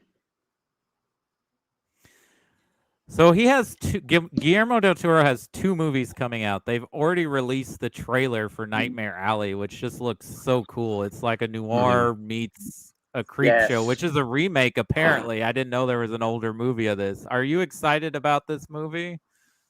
Oh, God, yes. I saw that trailer, and I was like, bring it on. Like, it one of my favorite films of the 2000s, and a top 5 science fiction film of all time for me is Dark City. Underrated movie. There's such a Dark City vibe in that trailer that I was like, I'm here for it. I'm here for it all damn day. I really cannot wait for that. Seeing Del Toro in any way, shape, or form. Bringing up Dark City, because now I've got to go back and rewatch that. I could talk for hours about Dark City. I think it is one of the brilliant films. I meant to say of the 90s. It was 97 that came out. One of the most brilliant films of the 90s. One of the most brilliant science fiction films I've ever seen. And one of the few times where I saw David Goyer's name attached to something where I'm like, I'm gonna give you that, because Dark City is so phenomenal. But I think a lot of that, though, is Alex Proyas. Again, another criminally underrated director who has not been given enough opportunity in my mind. Proyas is a lot like Del Toro to me. There's a lot of similarities there. Well, I don't know what's going on with Proyas and his career and what projects he gets to do, but in my book, he did The Crow and Dark City back to back, so he's put his mark on film for me. And then also, Guillermo Del Toro is doing Pinocchio for Netflix. What do you think about that one? Interesting.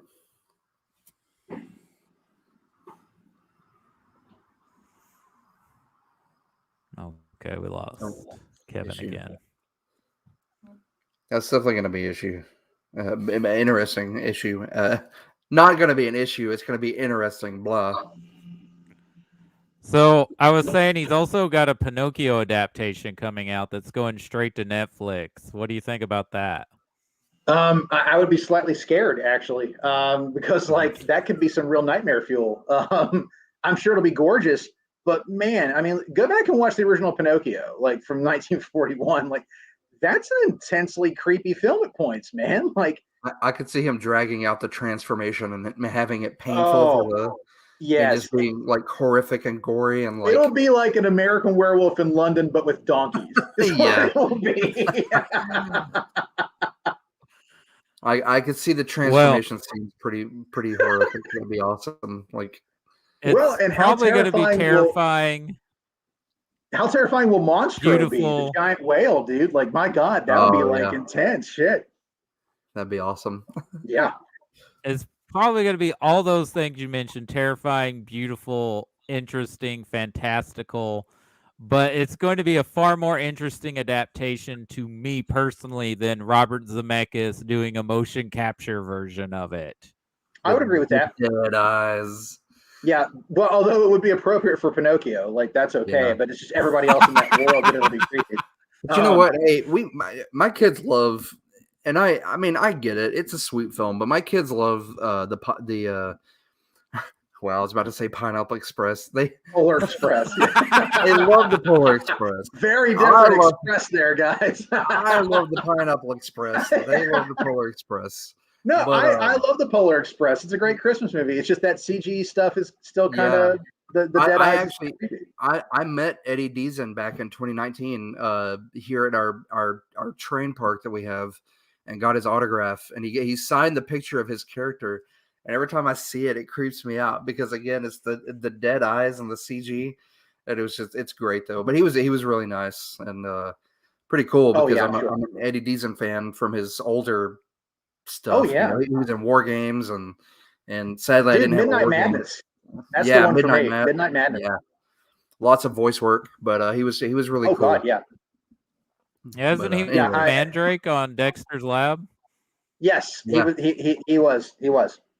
He just recently, not to air dirty laundry, but I just saw here a couple of days earlier this week where he was arrested in some diner where he jumped up on a booth and was throwing plates after they asked him to leave or something like that. So I don't know if it had to do with the mask policy or if he was just he just got out of hand or what, but it was odd. They didn't say.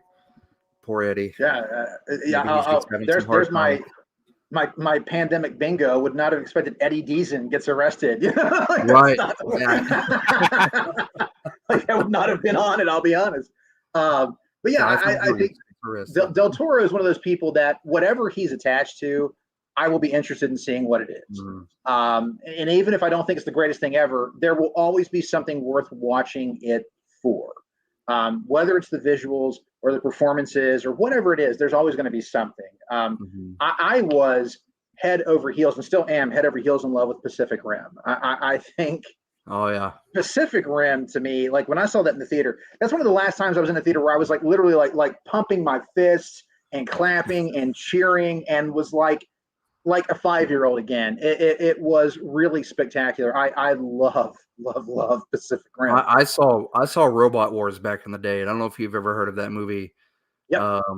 It was a big mech suit movie, and I remember seeing it and slightly blown away by it. I was like, man, this is really cool because my uncle had also given me a stack of Shogun Warriors comics. The Shogun Warriors were great. Where they fought Godzilla and they were in these giant mech suits, and it was they made a Godzilla Shogun Warrior figure. He's beautiful. He's a holy grail figure for most. He's hard to find. No way.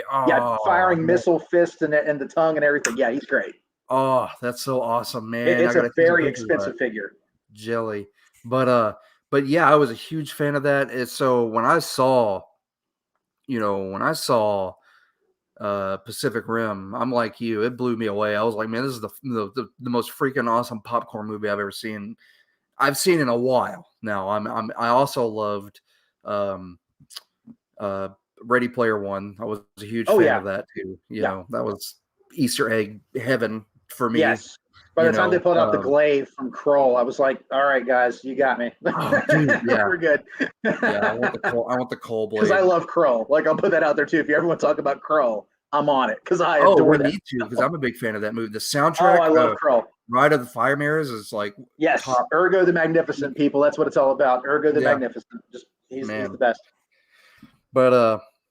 But yeah, I mean, it's awesome all around. So I tell people, like, right now, it's a really great time to be a geek. It really is. Like, the films that we've been able to enjoy from filmmakers who you would not think would even want to do these things, they're giving us these really great, wonderful pieces of escapism. And while Blade 2 is there at the tail end of the 90s, beginning of the 2000s, it's still in that era. Yeah. And again, if it doesn't work, if X-Men doesn't work, who knows what the landscape looks like right now? Like, would we have had a studio willing to take a chance on Iron Man and set up a potential franchise with that? Would we have had those things? And to me, that's one of the great things I will say that I give Marvel credit for, was that they were kind of playing fast and loose with their properties at that time. They just wanted to get something out there with their name on it.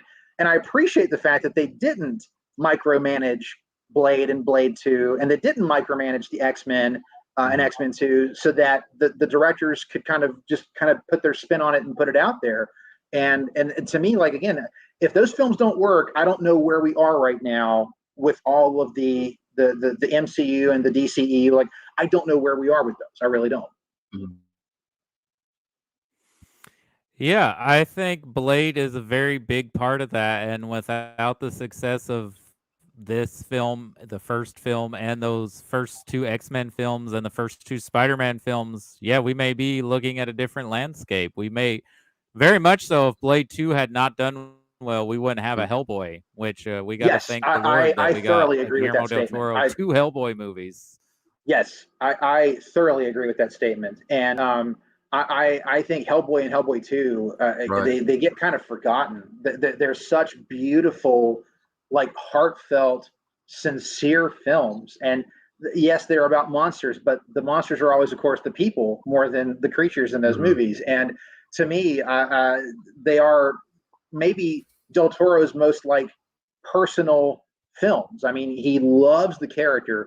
He loves Ron Perlman. He loves creating that world. And Hellboy and Hellboy 2, to me, are just, I mean, I bet if you were to ask him, what's your favorite movie that you've made, I'd be surprised if it's not one of those two. I really would. He really loves that universe, and it really shows.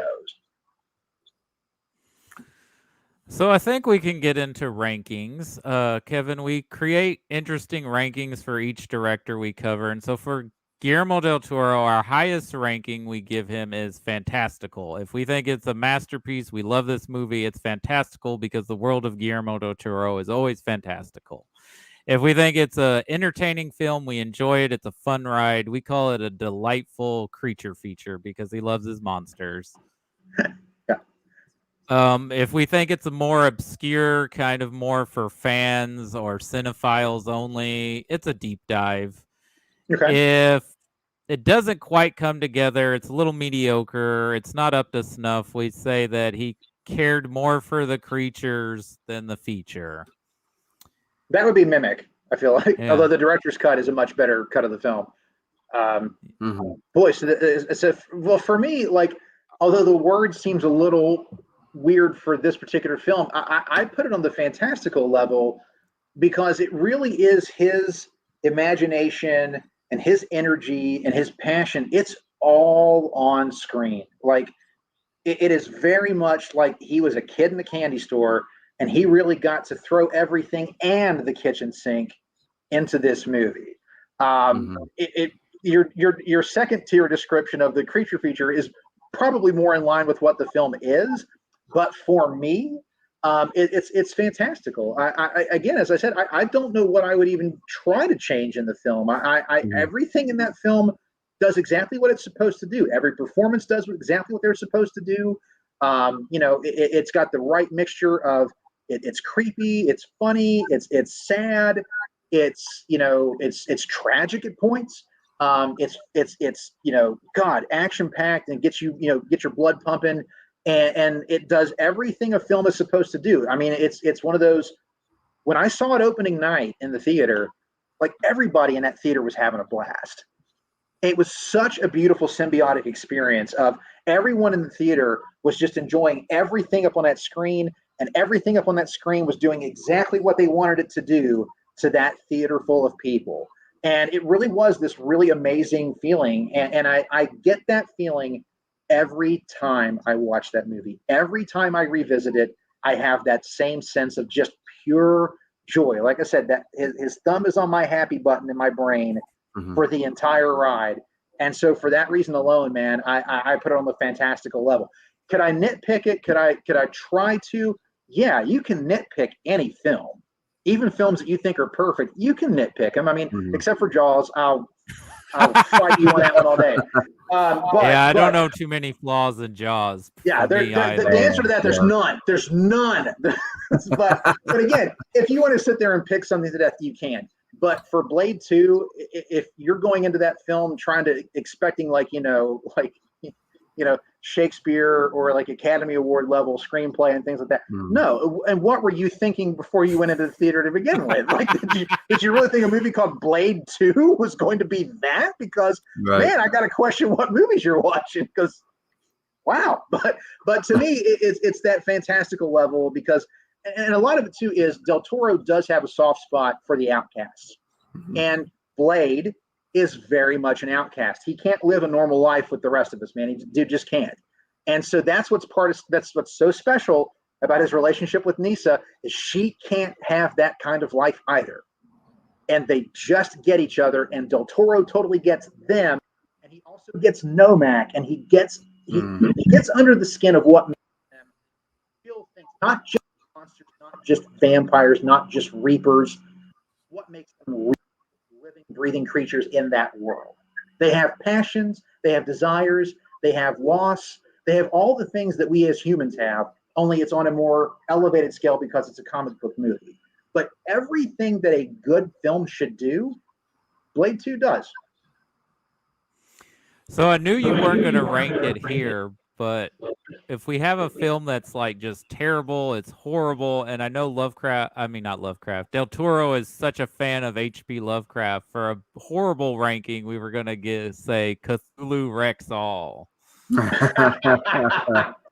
I will say I'm so sad that he's never got to make his In the Mountains of Madness film, because God, man, him doing that movie would be like, it would be amazing. Maybe he should do that before he retires. That should be his movie. That should be his magnum opus before he retires. I would agree with that completely. And I know he wanted to work on it with Tom Cruise, and I feel like the two of them, with the budget that they could pull, with Cruise as a producer and as your star, with a really smart Del Toro screenplay adaptation, and Del Toro behind the lens, give him the budget he needs, let it be R-rated, and just let him make the film he wants to make. I think you'd get one of, and I say this with zero hyperbole, I think you'll get one of the all-time great horror films in the history of cinema if he gets to do that.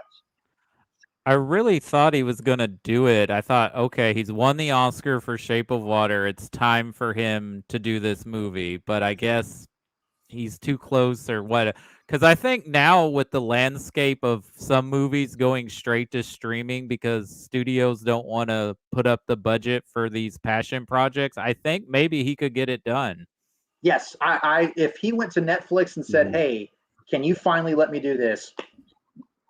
Yeah, Netflix writes him a check, go do it, buddy, go do it. And they could let him make it as weird and gross and disturbing as he wanted to make it, and really let him. And make a season out of it. You drag it out, not just one movie, but make an entire, like a whole, like 8 episodes or something of, to get the story and to get the everything that needs to be in there. Yeah. All right. Well, I'm going to give I guess since Richard Stanley or I think that's the director's name, who did Color Out of Space, who turns out to be a horrible human being, maybe Guillermo Del Toro can take over that planned H.P. Lovecraft series he was wanting to do of adaptations, because from what I know, Guillermo Del Toro is a delightful person and is not abusive to any of his cast or crew or family members. Chris, what was your rating going to be? I'm sorry we interrupted you. My apologies. No, it's okay. It's all right. Sorry. No, it's all right. I'm going to go with Creature Feature because, again, as much as I love this movie, it's not my all-time favorite of his, but like you said, Kevin, he set out to do exactly what he wanted to do. It's really hard to be nitpicky with this movie. Yeah. I think that he took the first movie and really just put it on a whole nother level. Like he made it his own.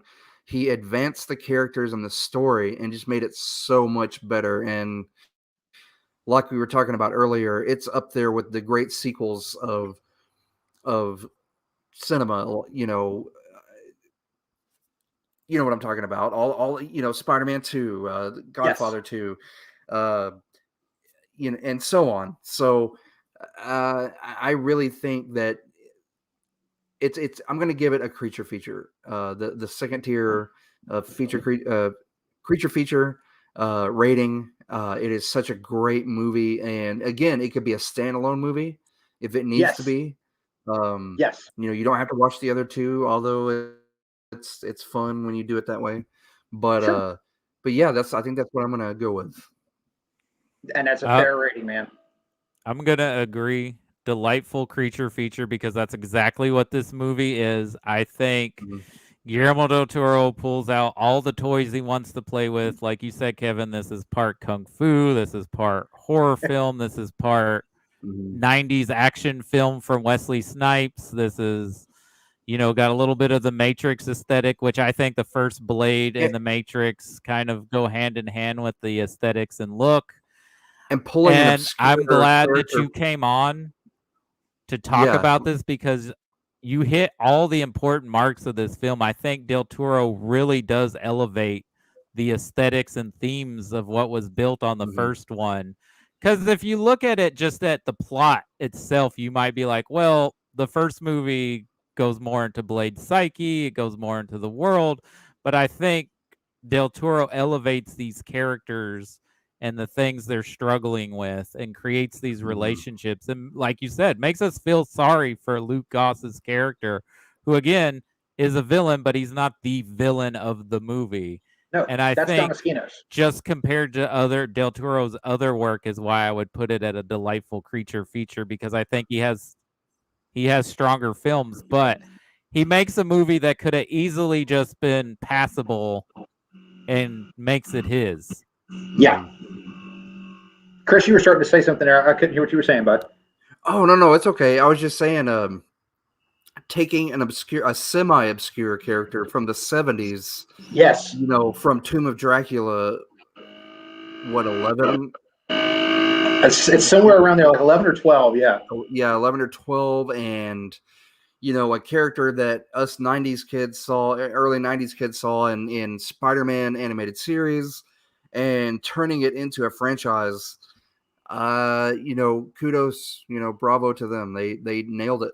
They were able to do it. Even with the third one being having the stigma that it has and it not being as good, they got 3 movies out of it. They got a trilogy out of this one character. So good for them. Good, and again, I don't think he gets the love that he deserves. I think that he was a very strong African American character for the time, because we didn't see a whole lot of that in superhero movies at all. You had stuff like Meteor Man, stuff that was not mainstream. Action Jackson and stuff like that. And they had like Mantis on Fox. Mantis was on, I think, at around that time as well. See, but and then like right around there was that also when Steel came out?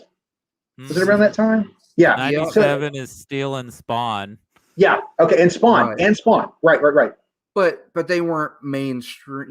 They weren't Marvel. They weren't DC. They were, and Steel was DC. But it really isn't that DC character in that movie. Right. I mean, it's really not. Yeah.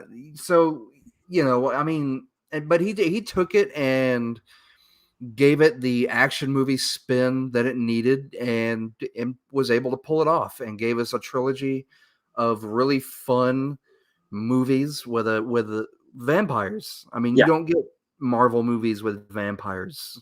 I mean, we might be getting Morbius, but Yeah, you know, which and is then Blade interesting. when I it wanted comes out. to ask you guys that before we called it a night. So they wanted to always put Morbius in here as a villain in one of the movies, but they always said, no, we're going to put him in his own movie, which I didn't know Morbius was that popular enough to have his own movie, but he is getting his own movie, and somehow he's tied to the Sony verse of the Yeah. Spider-Man part of Marvel.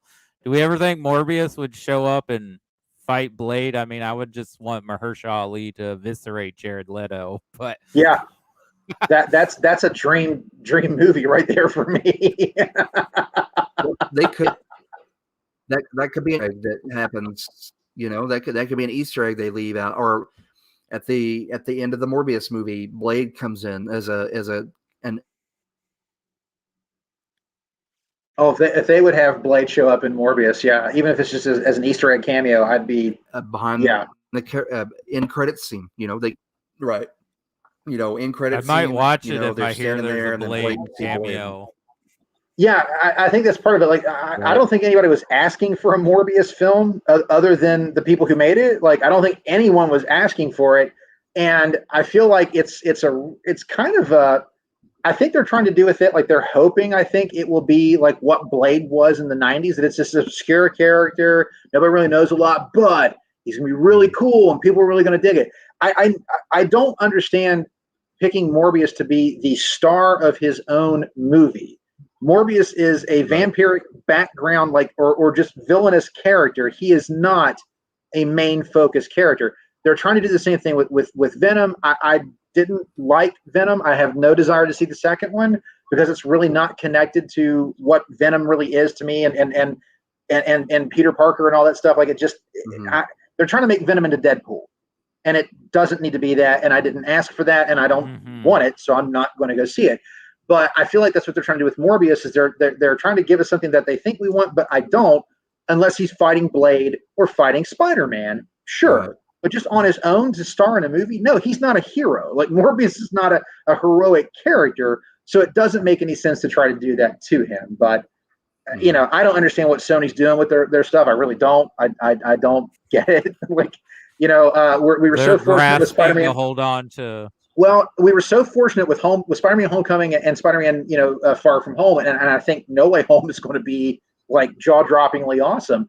But it's like I don't know what they were thinking with Venom. But again, I'm in the minority there because that film made a ton of money, and a lot of people are excited about the second one. I love Woody Harrelson. I love Natural Born Killers, but I really don't need to see him as a red symbiote. Like it just doesn't do anything for me. Right. I was not a fan of Venom. I'm not looking forward to the new one. I do love the title, but like Woody Harrelson in that ridiculous wig. The wig. But I also want to bring up that's not MCU that Sony did. They did a heck of a job of Into the Spider-Verse. So if they could do more stuff like that. Then... Yeah, like that would be amazing. And you know what? Like do something wild, bring Morbius into that universe, you know, like that would be really cool, man. Like that would, no one would see that coming, and that would be really unique and really cool and really something you could do fun with that character. Giving him his own movie with Jared Leto, who I hate his Joker with every fiber of my being. And all I can see when I see him as Morbius is like, God, I think I'm just going to hate him maybe even more as Morbius. And I don't know that that's possible. And I really like Leto as an actor. God, I hate his Joker. And I really don't care about Morbius. So it's just like, yeah. So thanks again for coming on, Kevin. I loved your passion and your expertise and just really bringing out the intricacies of this movie and elevating it to what maybe people just kind of think of as just a throwaway action film. Yeah, do you have any? Thank you. Yeah, thank you for the time. I just want to say I really do hope that people, you know, will go back and revisit it. I always tell people when I talk about Blade 2, I'm like, here's two things I'm going to tell you. A, if you have seen the film, A, it's so much cooler than you remember. Go watch it. And then B, if you've never seen it, it's a really amazing, cool film. Go watch it. Like it's one of those movies. I've never met anybody who hated it. Like I've never met anyone, and I don't know that I could be friends with someone who hated Blade 2. Like, it's such a cool movie. Like I don't know. Yeah, like get out. But I think what it comes down to is it was like you said. It was the film where I really knew who Del Toro was. I had heard of him. I had seen Mimic. and I'd seen The Devil's Backbone, and The Devil's Backbone is a really gorgeous, amazing film. Like, good Lord, what a fantastic film. Definitely on the fantastical level for me. Like that's a brilliant film. But with Blade 2, I think there's just so much going on with it, and there are layers to the film. And you can watch it at the base layer of just cool action film.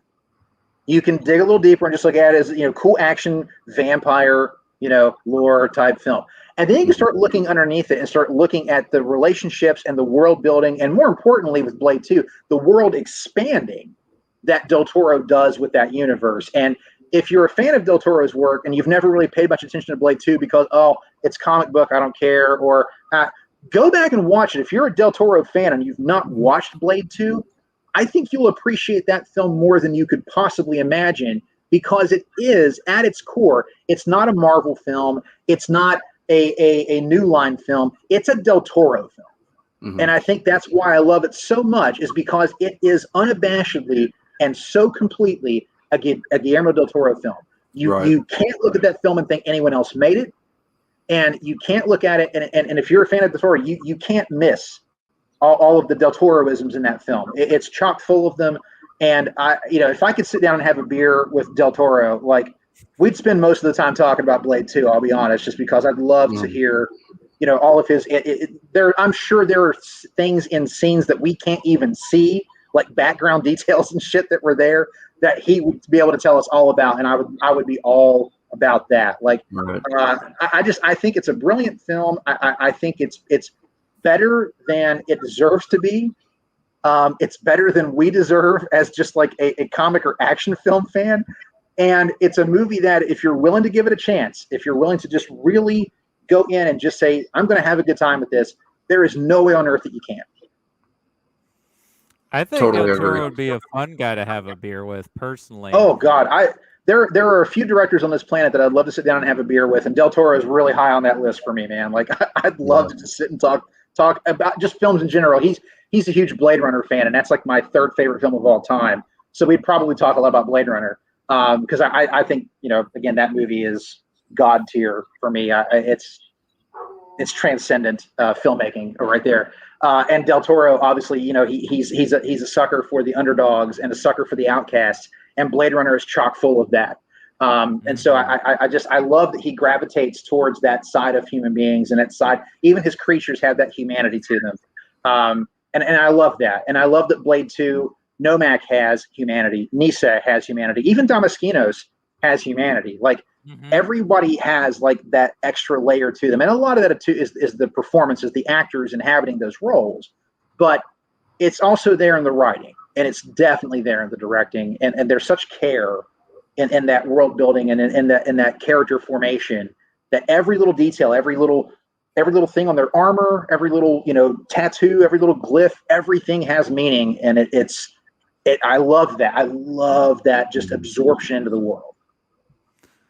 So before we cancel this, is there anything you want to plug, or if people would like to follow you on social media, where could they follow you? Oh, I mean, I'm just me on Facebook, just Kevin Michael Pauley. And I'm one of those people that, like, I love film. So, like, if you're ever just wanting to talk film, if you're on Facebook and you're like, hey, I wonder what that dude thinks of something, man, message me. I'd love to talk with you. I love movies. They're my crack. They're my blood to the reaper in my soul. So, that's how I feel about cinema. It's my passion. And so, I'm on Facebook. If you ever want to talk shop, I'm happy to do so. I also, you wouldn't know it looking at me right now, I do a YouTube channel on men's fashion, because I love dressing up, and I love encouraging guys about, the fun of dressing up and rethinking the way you think about wearing a suit, or rethinking the way you think about taking care of your skin. Just have fun with life, and don't let anybody tell you what you can or can't do with how you dress and how you live your life. And if you look for me up on YouTube, just look up Dad Bod Style. That's what I actually call it, Dad Bod Style. And I've got a couple of videos already up already, so I'm just starting the channel. But yeah, man, it has been a pleasure talking with both of you tonight. I sincerely appreciate the invite, and would love to come back on and talk again, whether it's Jaws, Blade Runner, Crow. I don't care, man. I love Hey, I'll talking take cinema. you up on that Kroll because I'm Dude. a huge fan. The soundtrack to the movie itself. Kroll? I want the Kroll blade so bad, man. It's an unappreciated masterpiece of 80s sci-fi fantasy. It's such a great movie. I have the comic book adaptations of it. I've got DVD. I mean, like I adore Crow. So yeah, and that James Horner score is a top tier score. I mean, it is beautiful. Ride of the Fire Mirrors. Look it up, people. It's dude. Really, truly, Ride of the Fire Mirrors is a stunning piece of music. Yeah, again, we could talk about that one all day, but it has been a sincere pleasure, guys. I apologize for my internet issues, but man, I have had a blast talking with you all tonight. It's been a real pleasure. Oh, we thank you for coming on. I love your passion and enthusiasm and just your critique of the film. It elevated the film, the opinion of what I had on the film in my eyes just talking with you. Well, thank you. I mean, I've always enjoyed it, but I was like, oh, wow, because it's not one I've revisited a lot. It's like I saw it when it came out. I think I rented it when it was on DVD, and this is like the first time I've watched it in probably a decade or more. So thank you. That means more to me than you know. If I can ever, spark a passion in anybody about film, that's what I love to do. I'm so fortunate. My son is taking a film history class this year, and so each Saturday we're watching a new movie from a different decade. So we watched The Great Train Robbery from 1913. We watched Stagecoach, which was the film that made John Wayne a star. Today we watched The Treasure of the Sierra Madre, which, man, if you've never seen that, it's a big inspiration for Raiders of the Lost Ark, and it's just a wonderful, wonderful tale. But again, just being able to spark that passion in him for classic cinema. Like, I can't wait till we get to the 70s and 80s and 90s. Like, I genuinely can't wait, because he's like, well, hey, can we watch Star Wars? I'm like, no, you've seen Star Wars. We're watching something you've not seen. I'm expanding you with this, man. I got to. So I am very excited for that. And I will say, if you guys ever want to talk shop on the Lord of the Rings trilogy, I know I've seen on the Facebook page, let me know, because Return of the King, man, dude, Return of the King is truly like one of those memories I will always carry with me in the cinema. I can honestly say that film, like, I still get choked up when I watch it to this day. I get choked up when I watch people react to the damn movie. I get choked up. I was lucky enough to take my uncle and my dad. I worked at our local theater, and the manager at the time let us come up there the morning of release, and he had bought like KFC for everybody, and we got to sit there and watch it and eat in the theater. And I got to bring my dad and my uncle and my little sister, and man, it was I could literally, I could speak hours about Sean Astin's Samwise Gamgee and why it's one of the greatest characters in the history of cinema. Well, hey, I do have some. I'm trying to get my dad and my uncle on for those movies in November, because they are probably two of my number one inspirations for loving Tolkien. Because even before the movies, my dad was reading me The Hobbit, and he had the Tolkien books, the Silmarillion, and I was always I was always reading them, and so I've got history before these movies came out. And man, I am like, Tolkien's huge around our house, and every November, as he should be, we watch all three. I mean, all six extended. I know The Hobbit does not get the love that I think it deserves. Were they perfect? No. I do have issues with them. But the fact that we got to go back to Middle Earth, I'm grateful for that. I'm grateful because I'll give them props for the Desolation of Smaug all day long. Smaug in general was such a gorgeous realization, and the Battle of the Five Armies is a blast. Like, I had a lot of fun. I can't lie. Are they as good as No, but they were fun, and we'll get into that. I know this is going on. Yeah, my apologies. 4 or 5 hour rant, but it happened. But you are more than welcome to come back in November, because I do have. We've got to figure it out, but we're going to cover all 6 of those movies, because they were really big in our house. I mean, I'll just go and put my request. If I'm only on for one, please let it be Return of the King, because that one is for me, like, that's a defining moment. That's a defining moment in cinema for me. That one is that's a very powerful film with me and my just love of cinema. Everything I love about movies is in that film.